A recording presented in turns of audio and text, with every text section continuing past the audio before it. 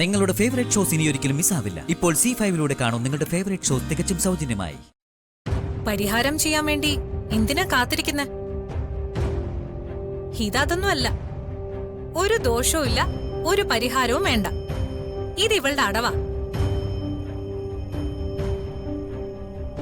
പല്ലവിക്ക് ഉടനെ ഒന്നും കുഞ്ഞ് ജനിക്കാൻ പാടില്ല. ഇവിടെ ജനിക്കുന്ന ആദ്യത്തെ കുഞ്ഞ് ഇവളുടേതായിരിക്കണം. എങ്കിലല്ലേ ഇവിടുത്തെ സ്വത്തുക്കളുടെ പകുതിയിൽ കൂടുതൽ ഇവൾക്ക് കിട്ടുള്ളൂ. പ്രിയ, വെറുതെ ഓരോന്നും പറയരുത്. നീ പറയുന്നത് പോലെ സ്വത്ത് മോഹിച്ച് പാർവതി ഒന്നും ചെയ്യില്ല. പാർവതി അങ്ങനെ ഒന്നും ആഗ്രഹിച്ചിട്ടില്ല. അതെനിക്ക് നന്നായിട്ടറിയാം. പാർവതി, താൻ എന്തിനാ വെറുതെ പഴി കേൾക്കുന്നത്? പല്ലവി തന്റെ അനിയത്തിയാണെങ്കിലും ഇപ്പൊ അവൾ വേറൊരാളുടെ ഭാര്യ. അത് താൻ മനസ്സിലാക്കണം. പല്ലവിക്കും വിപിനും അവരുടേതായ ലൈഫുണ്ട്. അതിനകത്ത് കയറി ആരും ഇടപെടാൻ പാടില്ല. അവരുടെ ശാന്തി മുഹൂർത്തം ഉടനെ നടത്തണമെന്നാണ് അവരുടെ ആഗ്രഹമെങ്കിൽ അത് ഉടനെ നടന്നേ തീരൂ.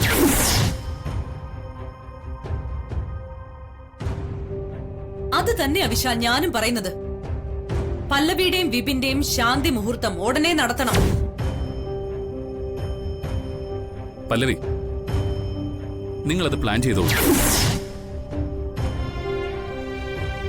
ഇനി അതിന് ഇവിടെ ആരുടെയും തടസ്സം ഉണ്ടാവില്ല.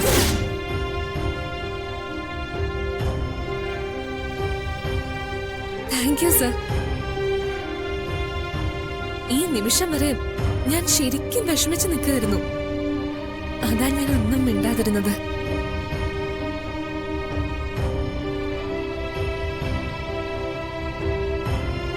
ഇപ്പോ എനിക്ക് വളരെ സന്തോഷായി. എന്റെ വിഷമം തിരിച്ചറിഞ്ഞത് അമ്മയാ. അമ്മയോട് എനിക്ക് എങ്ങനെ നന്ദി പറയണമെന്ന് അറിയില്ല.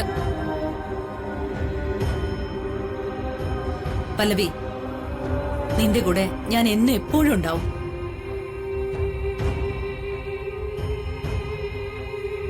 വിശാൽ, ശാന്തി മുഹൂർത്തം നടത്താൻ തീരുമാനിച്ച സ്ഥിതിക്ക് അതിന്റെ ഒരുക്കങ്ങളെല്ലാം പാർവതി നടത്തട്ടെ. വിപിനും പല്ലവിയും തമ്മില് ശാന്തി മുഹൂർത്തം നടത്തുന്നതില് പാർവതിക്ക് എതിർപ്പില്ലെങ്കിൽ പാർവതി അത് കൃത്യമായി ചെയ്തിരിക്കും. അല്ലേ പാർവതി? പാർവതി, അമ്മ പറഞ്ഞ നീ കേട്ടില്ലേ? വിപിന്റെയും പല്ലവിയുടെയും ശാന്തി മുഹൂർത്തത്തിന് വേണ്ട ഏർപ്പാടുകൾ താൻ തന്നെ ചെയ്യണം. തനിക്ക് എന്തെങ്കിലും പറയാനുണ്ടെങ്കിൽ ഇപ്പൊ പറയണം. എല്ലാം പാർവതി ചെയ്തോളൂ. ഇപ്പൊ പ്രശ്നങ്ങളൊക്കെ സോൾവ് ആയല്ലോ. ഇനി അമ്മയ്ക്കും വിനയ്ക്കും അകത്തേക്ക് പോവാലോ. ശരി മോനെ.